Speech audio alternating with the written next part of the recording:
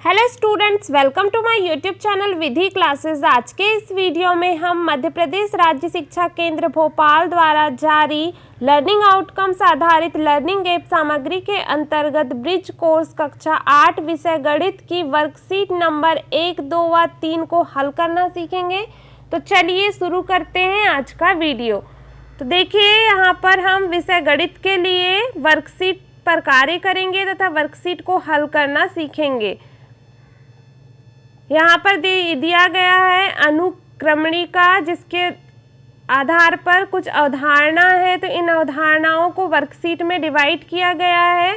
तो एक एक करके हम वीडियोस में वर्कशीटों को हल करेंगे। तो देखेंगे आज के वीडियो में वर्कशीट नंबर 1, पूर्णांकों में गुणन और भाग करना। देखें और समझें। तो देखिए, यहाँ पर दिया गया है पूर्णांक जो संख्याएं होती हैं जिन्हें इंग्लिश में इंटीजर बोलते हैं। तो देखिए, यहाँ पर 0 दिया गया है और 0 के लेफ्ट साइड ऋणात्मक संख्याएं होती हैं और राइट साइड धनात्मक संख्याएं होती हैं। देखिए, यहाँ पर जो संख्याएं होती हैं वह घटते क्रम में होती हैं ऋणात्मक भाग में, और धनात्मक भाग में संख्याएं बढ़ते क्रम में होती हैं। तो यहाँ पर जैसे कि पूर्णांक के बाद यहाँ -1 लिख देंगे हम। यहाँ पर आएगा -1, फिर आता है -2, -3। तो इस प्रकार से जितनी यहाँ पर संख्याएं आगे जाएंगी वह घटते क्रम में होंगी और यहाँ पर इस साइड पे बढ़ते क्रम में होंगी। जैसे 1 हो गया, फिर 2, धन 2, मतलब ये प्लस में संख्याएं रहती, 4, 5, ऐसा करते करते अनंत तक चले जाएंगी संख्याएं।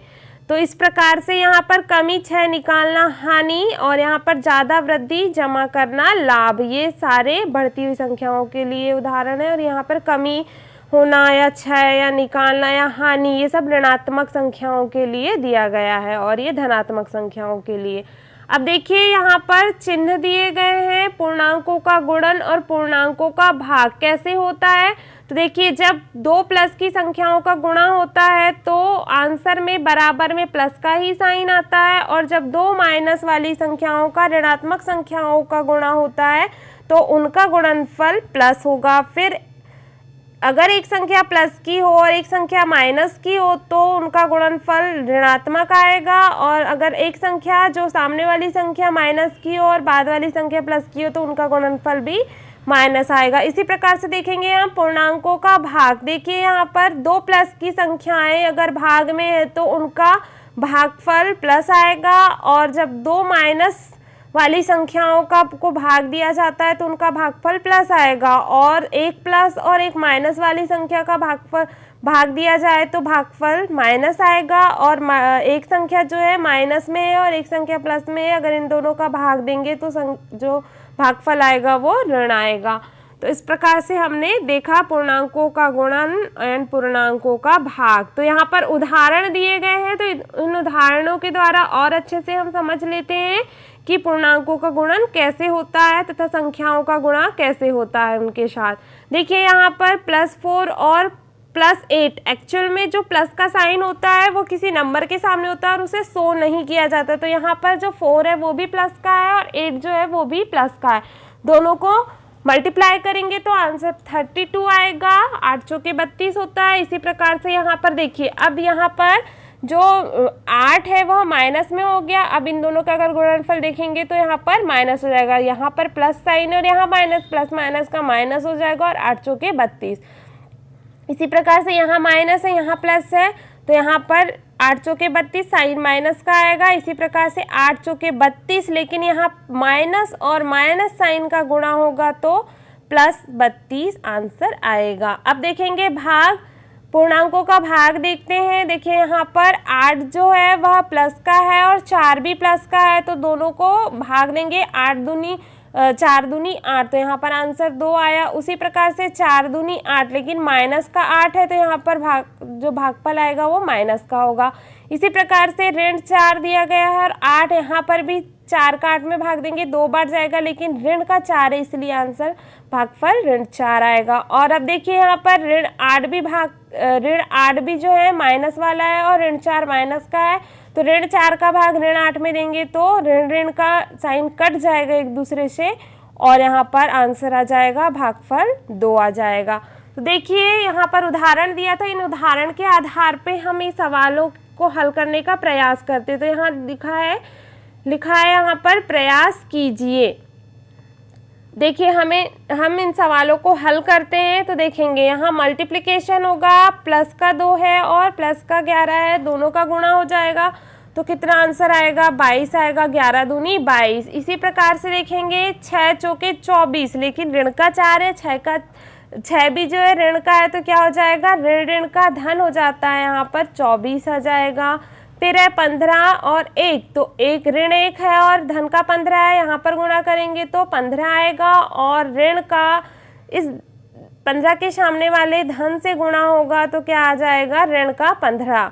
फिर है यहाँ पर 8 का गुणा ऋण 13 से करेंगे तो 8 13 कितना होता है, 104 हो जाएगा और यहाँ पर ये ऋण का आ जाएगा क्योंकि धन यहाँ का ऋण और यहाँ का धन का गुणा होगा तो क्या हो जाएगा, ऋण हो जाएगा। अब नेक्स्ट देखते हैं 14 का गुणा 7 से होगा, 14 भी धन का है, 7 भी धन का है तो 14 सत्ते 98 हो गया, यहाँ पर धन का ही 98 आएगा हमारा भागफल। अब देखेंगे अगला, ऋण का 10 है और धन का 12 है, गुणा होगा तो क्या हो जाएगा, 120 होगा, लेकिन साइन माइनस का होगा क्योंकि ऋण धन का ऋण होता है। अब देखेंगे अगला, देखिए यहाँ पर ऋण का 7 है और 28 भी ऋण का है, तो यहाँ पर जब भाग देंगे तो ये ऋण से ये ऋण का साइन कट जाएगा, 7 चौके 28 क्या हो जाएगा, धन का 4 आ जाएगा। और धन साइन को वैसे तो हम प्रेजेंट नहीं करते हैं नंबर के सामने। फिर है 8 का भाग देंगे किसमें, 120 में, ऋण 8 का भाग 120 में देंगे तो कितना आएगा आंसर, 15 आएगा। 8 एकम 8 और यहाँ पर बचा 4, 8 पंचे 40, ऋण का आएगा क्योंकि 8 जो है ऋण का है। इसी प्रकार से देखेंगे अब अगला 12 का भाग 72 में देंगे तो 12 छिंग 72 और दोनों ही प्लस के इसलिए प्लस आ जाएगा। फिर है अगला 10 का भाग 20 में देंगे, 2 बार जाएगा लेकिन ऋण का होगा क्योंकि 10 का भाग हम ऋण 20 में दे रहे हैं। अब देखेंगे अगला 6 चौके 24, 4 बार जाएगा, ऋण 6 है इसलिए साइन माइनस का जाएगा। और 3 का भाग 3 में देंगे, 1 बार जाएगा और यहाँ पर साइन माइनस का आ जाएगा। तो देखा इन सवालों को हमने हल किया। आई होप आपको पूर्णांकों का गुणन और पूर्णांकों का भाग कैसे देते समझ में आया होगा। अब देखेंगे अगली वर्कशीट नंबर 2, पूर्णांकों से संबंधित दैनिक जीवन की समस्याएं। देखिए यहाँ पर लिखा है देखें और समझें।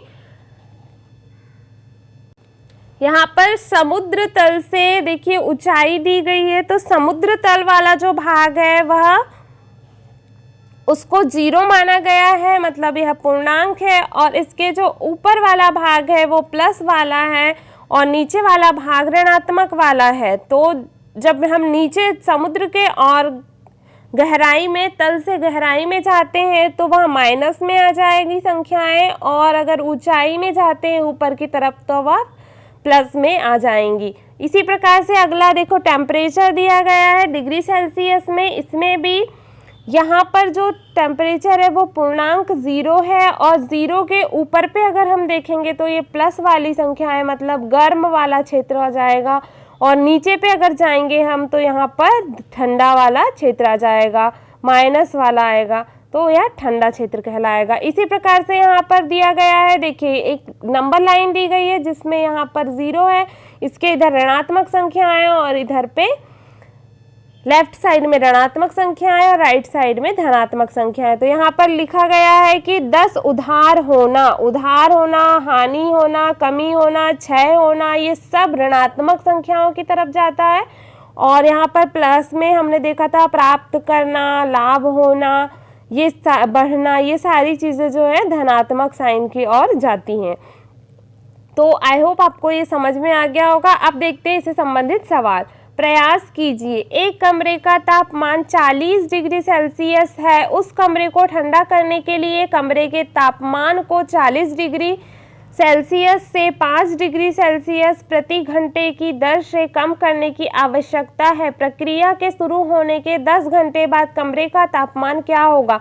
देखिए 1 घंटे में तापमान में कमी 5 डिग्री सेल्सियस आ रही है, जैसा कि हमें सवाल में दिख रहा है। 1 घंटे में देखो 5 डिग्री सेल्सियस प्रति घंटा, तो यहाँ पर 5 डिग्री सेल्सियस आ गया। तो 10 घंटे में तापमान की कमी, तो 10 घंटे में क्या करेंगे हम, 5 में 10 का गुणा कर देंगे तो 50 डिग्री सेल्सियस आ गया। अतः तापमान क्या हो जाएगा, पहले कितना था 40 डिग्री सेल्सियस, कमी कितने की आई, यहाँ पर हम 50 को माइनस कर देंगे, तो यहाँ पर धन का 40 में से ऋण का 50 घटाएंगे तो क्या हो जाएगा 10 बचेगा, और यहाँ पर 10 ऋण का होगा, तो 10 डिग्री सेल्सियस होगा, वह तापमान में कमी आ जाएगी कमरे के तापमान में। अब इसी प्रकार से देखते हैं अगला सवाल। एक समय पर ऑस्ट्रेलिया में सबसे कम दर्ज तापमान -9 डिग्री सेल्सियस था। उसी समय पर अंटार्कटिका ऑस्ट्रेलिया से 5 गुना ज़्यादा ठंडा था। अंटार्कटिका का तापमान ज्ञात कीजिए। तो हमें अंटार्कटिका का तापमान ज्ञात करना है। देखिए ऑस्ट्रेलिया में तापमान कितना था, -9 डिग्री सेल्सियस बोल रहा है। अंटार्कटिका में तापमान उसी समय पे कितना था, 5 गुना ज़्यादा था, मतलब कि ऋण किससे 5 गुना ज़्यादा था, ऑस्ट्रेलिया से। ऑस्ट्रेलिया का ऋण 5 डिग्री सेल्सियस है, तो हम ऋण 5 डिग्री, ऑस्ट्रेलिया का ऋण 9 डिग्री सेल्सियस तापमान है, और ऑस्ट्रेलिया के तापमान से 5 गुना अधिक अंटार्कटिका का था। तो क्या करेंगे हम, ऋण 9 डिग्री सेल्सियस में 5 का गुणा कर देंगे तो 9 पाना 45, और ऋण का हो जाएगा ये, तो क्या हो जाएगा ऋण 45 डिग्री सेल्सियस, क्या हो जाएगा अंटार्कटिका का तापमान। अब इसी प्रकार देखते हैं अगला सवाल। एक पनडुब्बी समुद्र तल से 800 फीट नीचे स्थित है। यदि वह 250 फीट ऊपर उठती है तो उसकी नई स्थिति क्या होगी। तो देखिए यहाँ पर क्या बोल रहा है कि एक ये समुद्र है, समुद्र तल है, और यहाँ पर देखिए यहाँ हमने देखा था कि यहाँ 0 हो जाएगा। समुद्र तल से यहाँ पर पनडुब्बी नीचे पे है, यहाँ पर 800 फीट, यहाँ पर क्या है एक पनडुब्बी है, यहाँ पर कितना है 800 फीट गहराई पर है। जब पनडुब्बी यहाँ से कितने उठ जाती है, 250 फीट ऊपर उठती है, इतना ऊपर उठेगी तो बताना है कि उसकी नई स्थिति में वह कितनी दूरी पे होगी, कितने फीट में होगी। तो देखिए यहाँ पर 800, देखिए हमने ऊपर पे देखा था चित्र में कि समुद्र तल से अगर नीचे गहराई में जाते हैं तो तापमान में कमी आती है, मतलब साइन माइनस का था, तो यहाँ पर ऋण 800 हो जाएगा। ऋण 800 में से हम धन का, क्योंकि ऊपर उठ रही है मतलब वो क्या हो रही, बढ़ रही है, प्लस की ओर जा रही है, तो यहाँ धन जो है 250 250 को हम जोड़ देंगे तो क्या हो जाएगा। अब यहाँ पर देखिए साइन क्या हो जाएगा, ऋण और धन, ऋण और धन का क्या होता है, ऋण होता है, तो यहाँ पर घट जाएंगी संख्या, 0 में से 0 जाएंगे, 0 बचेगा। यहाँ पर 0 में से 5 नहीं जाता है, उधार लाएंगे तो यहाँ 10 हो गया, 10 में से 5 जाएंगे 5 बचेगा, यहाँ पर 7 बचा, 7 में से 2 जाएंगे तो 5 बचेगा। तो ऋण 550 फीट क्या आया, ये पनडुब्बी की समुद्र तल से गहराई कितनी आ जाएगी, ऋण 550 फीट। तो नई स्थिति पनडुब्बी की क्या हो जाएगी, ऋण 550 फीट। आंसर आ गया। अब देखते हैं अगला वर्कशीट नंबर 3, भिन्न संख्याओं में गुणा करना। देखें और समझें। तो देखिए यहाँ पर इसको पहले समझते हैं। एक क्या दिया गया है, सर्कल दिया गया है जिसको 1 2 3 और 4 भागों में डिवाइड किया गया है, जिसमें से जो एक भाग है वह छायांकित है। अब दूसरी इमेज में देखते हैं, यहाँ पर भी एक सर्कल है, इसको भी 1 2 3 और 4 भाग में डिवाइड किया गया, इसमें भी एक भाग क्या है, छायांकित है। अब यहाँ पर इसके बराबर में क्या आया, 1 2 और 3 4 भाग, जिसमें से 2 भाग छायांकित है। तो इसको अगर हम पहली वाली इमेज को भिन्न रूप में लिखेंगे तो क्या लिखेंगे, एक भाग छायांकित है और बाकी के 3 भाग नहीं है। तो यहाँ पर एक भाग छायांकित वाला और उसके नीचे टोटल भाग लिख देंगे। तो 1/4 इसका भिन्न रूप हो गया, इसका भिन्न भी रूप भी होगा, 1/4 होगा। तो 1/4 कितनी बार है, 2 बार है। और यहाँ पर अगर इसको हल करेंगे इस सवाल को तो क्या हो जाएगा, 2 का गुणा 1 से हो जाएगा, तो 2 एकम 2 और 4, तो 2/4, तो 2 बार में क्या आया, 2/4 आया। अब इसी प्रकार से अगला वाला समझते हैं। देखिए यहाँ पर भी एक सर्कल है जिसको 5 भागों में डिवाइड किया गया है, 1 2 3 4 और 5, जिसमें से 2 भाग छायांकित है, तो इसको भिन्न रूप में कैसे लिखेंगे, 2/5। अब इसी प्रकार से अगला देखते हैं, इसको भी 5 भाग में डिवाइड किया गया है, 1 2 3 4 और 5, और छायांकित भाग 2 है, तो यहाँ क्या हो जाएगा, 2/5। 2/5 2/5 कितनी बार हुआ, 2 बार हुआ यहाँ पर देखिए। और 2 का गुणा आप 2/5 से कर देंगे तो कितना आ जाएगा, 2 का गुणा ये 2 के, क्योंकि यहाँ पर जो संख्याएं होती हैं वह एक्चुअल में हर में ही अंश में ही कहलाती, तो 2 का गुणा 2 से होगा, 4 आ जाएगा, और 5 एकम 5, तो 4/5 आया। 2 बार हुआ, मतलब आंसर कितना आया, 4/5। इस प्रकार से आप देखते हैं इनके सवालों को हल करते हैं। देखिए यहाँ पर है 7 गुणा 3/5, तो देखिए 7 को हम भिन्न रूप में लिखेंगे तो 7 के नीचे कोई संख्या नहीं लिखी है, मतलब अर्थात यहाँ पर 1 है, तो क्या हो जाएगा, 7/1 गुणा 3/5। अब इसको हल कर लेंगे, 7 का गुणा अंश से होगा, हर का गुणा हर से होगा, तो 7 3 21 हो गया, और क्या हो जाएगा, 5 एकम 5। अब इसी प्रकार से अगला देखते हैं, यहाँ पर भी 2/1 हो जाएगा, गुणा क्या हो जाएगा, 6/7। अब इसको अंश से हल करेंगे तो 6 दूनी 12 और 7 एकम 7, तो 12/7 हो गया।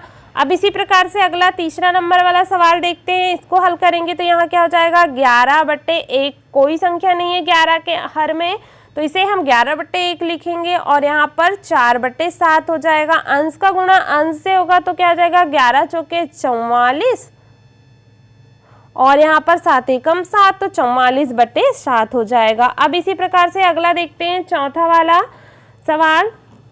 यहाँ देखिए 2/3 दिया गया है, और यहाँ पर भी 4 के हर में कोई संख्या नहीं है, मतलब 1 लिख लेंगे हम। अब गुणा करेंगे अंश से अंश का, और हर से हर का। ऊपर वाली संख्या को अंश कहते हैं और नीचे वाली संख्या को हर कहते हैं, तो क्या हो जाएगा, 2 चौके 8 और 3 एकम 3, 8/3 आ गया। अब इसी प्रकार से अगला वाला देखते हैं, 5/2 गुणा, यहाँ पर 6 के हर में कोई संख्या नहीं है, इसलिए हम 1 लिख देंगे। अब यहाँ पर अंश का गुणा अंश से करेंगे, 6 का गुणा 5 से करेंगे तो 6 पंचे क्या होता है, 30 हो जाता है, तो यहाँ पर 30 आ जाएगा, और 2 एकम 2, तो 30/2 हो गया। और इसको अगर सरलतम भिन्न में लेना चाहे तो यहाँ 2 से कितनी बार कट जाएगा, 15 बार, तो यहाँ पर आंसर 15 आ जाएगा अगर हम इसे सरलतम भिन्न में बदलना चाहें तो। अब देखेंगे अगला, यहाँ पर दिया गया है 13 गुणा 13 के बटे में 1 लिख देंगे, 13/1 गुणा 1/3। अब इसे हल करेंगे तो 13 एकम 13 और यहाँ 3 एकम 3, 13/3 हो गया। अब देखते हैं अगला, भिन्न का भिन्न से गुणन। अभी हमने यहाँ पर भिन्न का भिन्न से गुणन नहीं करे थे, एक पूर्ण संख्या दी गई थी उसको एक परिमेय संख्या या भिन्न संख्या से गुणा करे थे। अब दो भिन्न संख्याओं को भिन्न से गुणा करेंगे। देखिए 1/2 जो है बट्टे वाली संख्या है, और बटे वाली संख्या को ही हम भिन्न या भिन्नात्मक संख्याएं बोलते हैं, इन्हें परिमेय संख्याएं भी बोला जाता है। अब देखेंगे पहला सवाल यहाँ पर दिया गया हल करके, तो देखिए हर का अंश का गुणा अंश से हुआ, हर का गुणा हर से हुआ, 1 एकम 1 हो गया और 2 सत्ते 14 हो गया। इसी प्रकार से 7 का गुणा 3 से होगा तो 7 3 21 हो गया, और 8 का गुणा 5 से होगा तो 8 पंचे 40, 21/40 हो गया। इसी प्रकार से अगला देखेंगे आप, 2 गुणा 4 और यहाँ पर 5 गुणा 9 हो जाएगा, तो क्या हो जाएगा, 4 दूनी 8 और 9 पन्ना 45, तो 8/45 हो गया। अब इसी प्रकार से अगला देखते हैं, यहाँ पर क्या हो जाएगा, 3/2, तो 3 गुणा 8 कर देंगे हम और 2 गुणा 7 कर देंगे, तो 8 एकम 8, 8 दूनी 16, 8 3 24 बटे 7 दूनी 14, 24 बटे 14 आ गया। इसी प्रकार से अब देखते हैं अगला, यहाँ पर 3, तो क्या हो जाएगा 3 गुणा 1 और 10 गुणा 7, तो क्या हो जाएगा 3 एकम 3 और 10 सत्ते 70, तो 3 बटे 70 हो गया। अब देखते हैं इसी प्रकार अगला,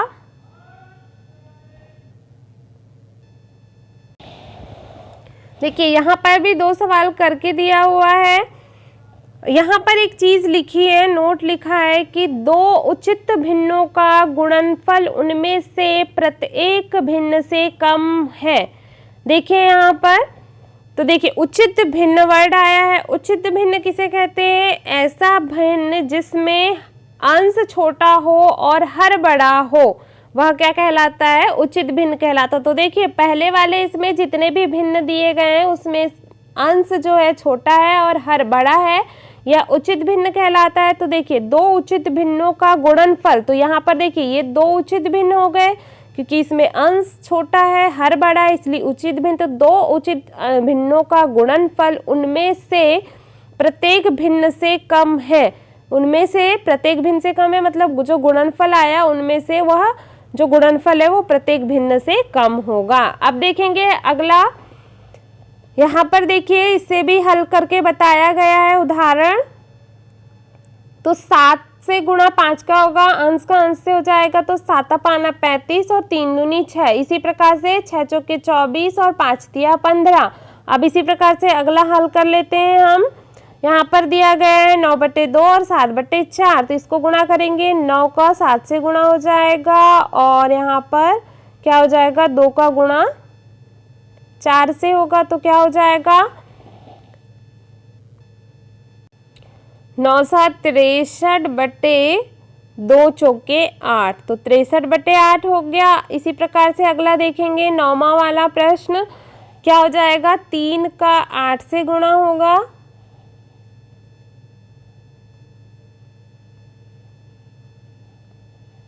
3 गुणा 8 हो जाएगा और 2 गुणा 7 हो जाएगा, तो क्या हो जाएगा 8 का 8 दूनी 16, 8 3 24 बटे 7 दूनी 14 हो गया।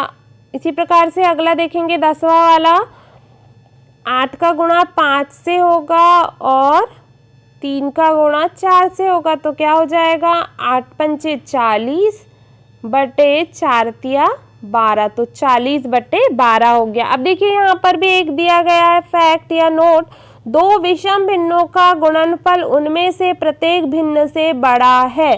तो देखिए यहाँ पर विषम भिन्न दिया गया, तो विषम भिन्न किसे कहते हैं? विषम भिन्न वह होता है जिसमें अंश बड़ा हो और हर छोटा हो, उन्हें क्या कहते हैं? विषम भिन्न कहते हैं। तो देखिए यहाँ पर 6 से लेके 10 तक सवाल में, सारे सवाल में अंश बड़ा दिया गया है और हर छोटा दिया गया है। तो यहाँ पर जो प्रत्येक भिन्न जो हमें भागफल मिलेगा या गुणनफल मिलेगा वह प्रत्येक भिन्न से क्या होगा? बड़ा होगा।